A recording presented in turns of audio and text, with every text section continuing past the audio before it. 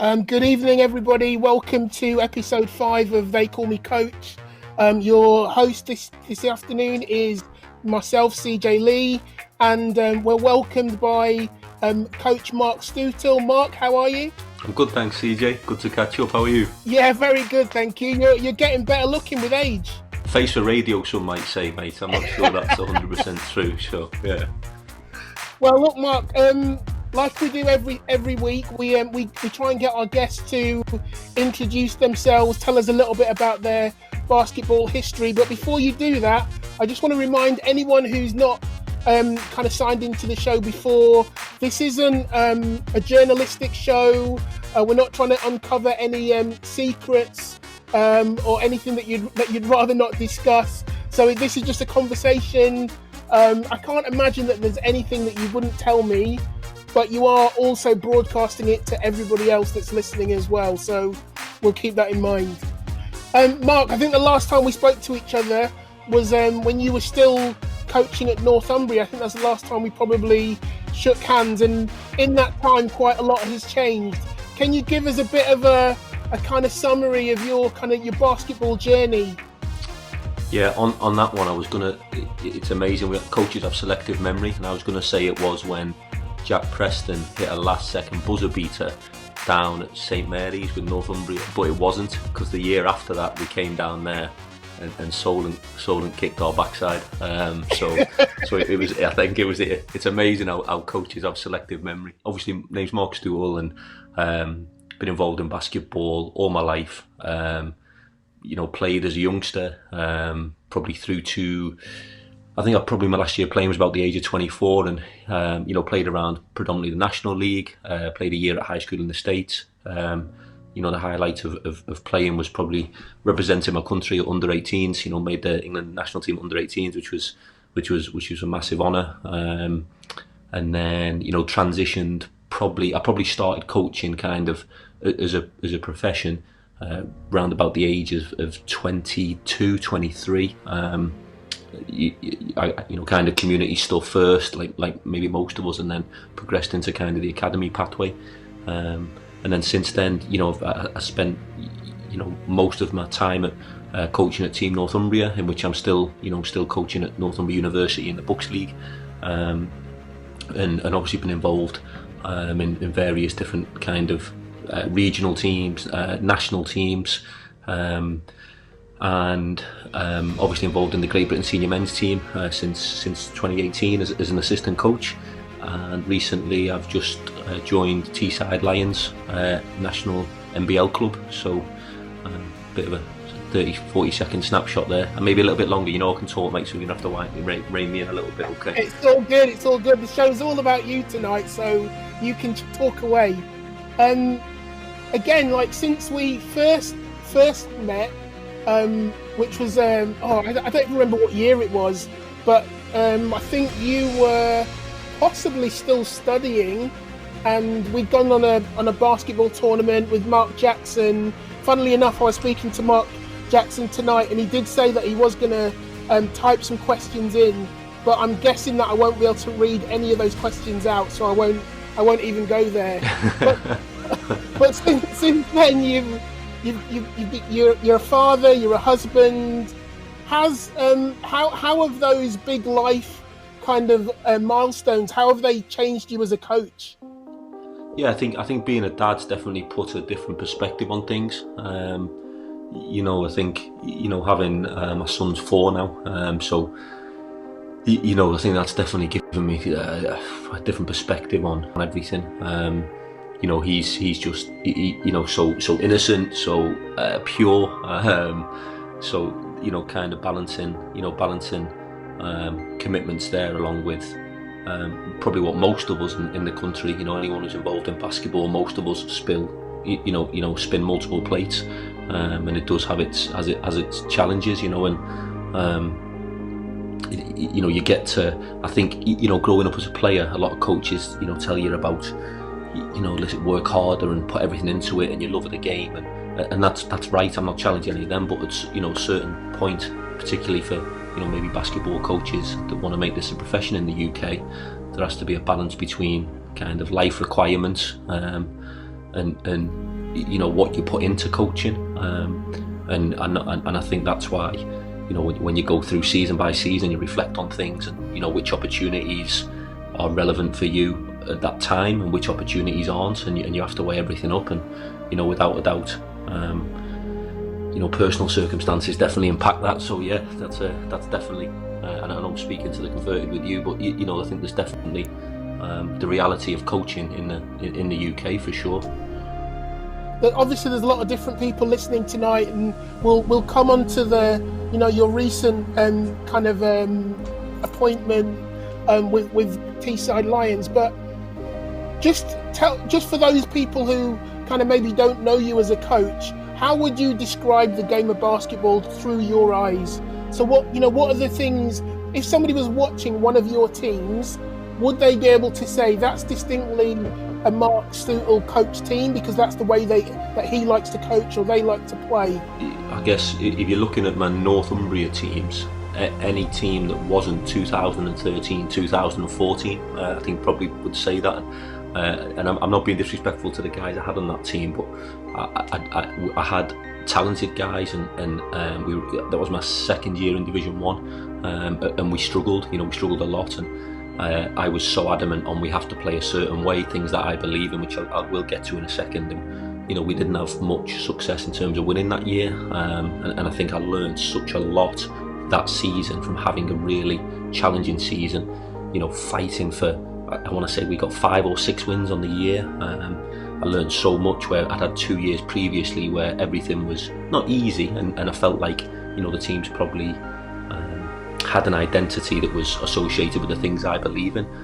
So I kind of learned a lot that year about, you know, regardless of who the coach is, you know, if you believe in, you know, basketball being played a certain way, you have to have the personnel to be able to do it.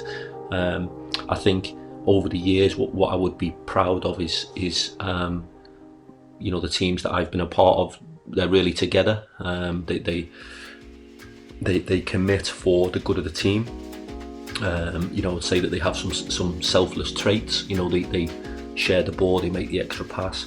I would say that they're committed. You know, they have a focused game plan, and that's, you know, predicated around the defensive end, and you know, taking pride in being a resilient, tough, disciplined defensive basketball team that finishes possessions, and then offensively, you know, kind of have a framework for guys to play within, and hopefully, you know, get the ball where we have some advantages and share the ball. You know, I would say that's been kind of the staples of teams that I've been a part of. And I remember talking to somebody a while ago, and somebody asked me a similar question, and it made me reflect and go, it sounds simple.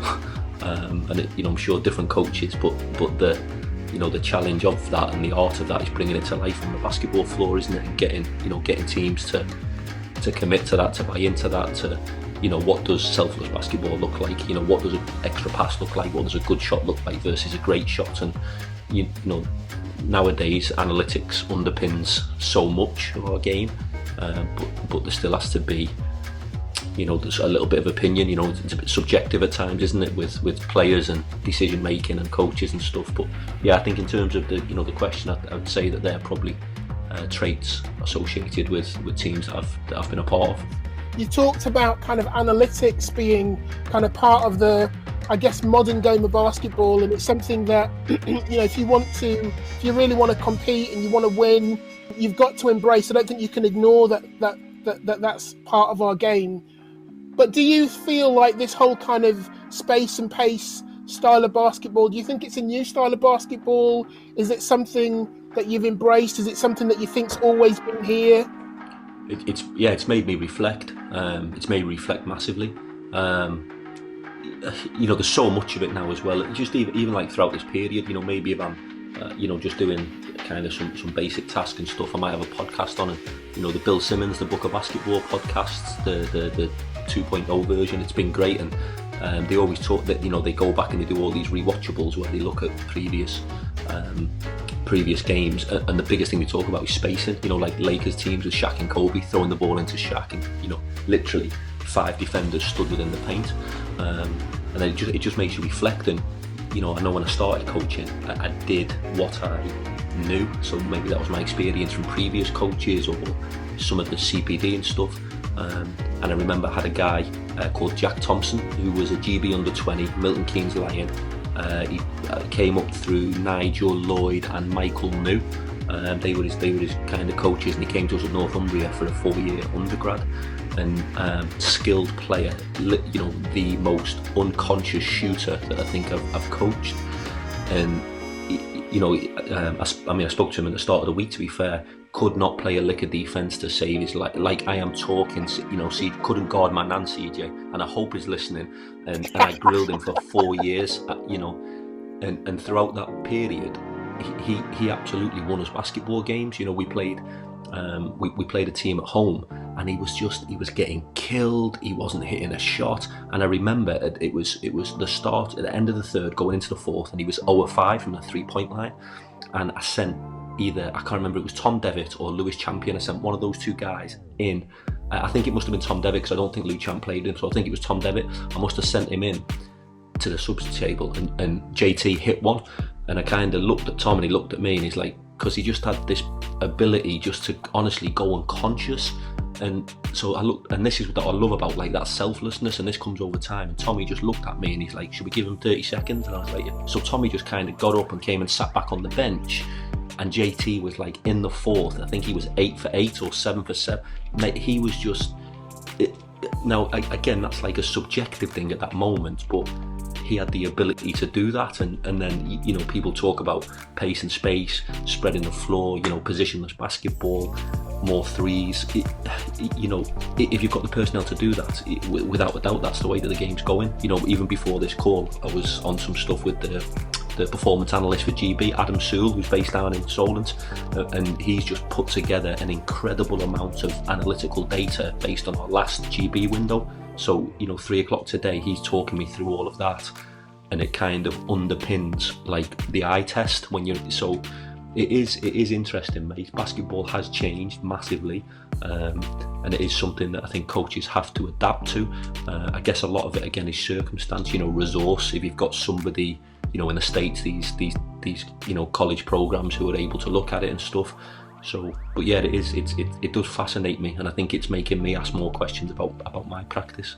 Well, look, I know I've got a player that at times this year could just literally go off on one, and then at other times could be kind of ice cold.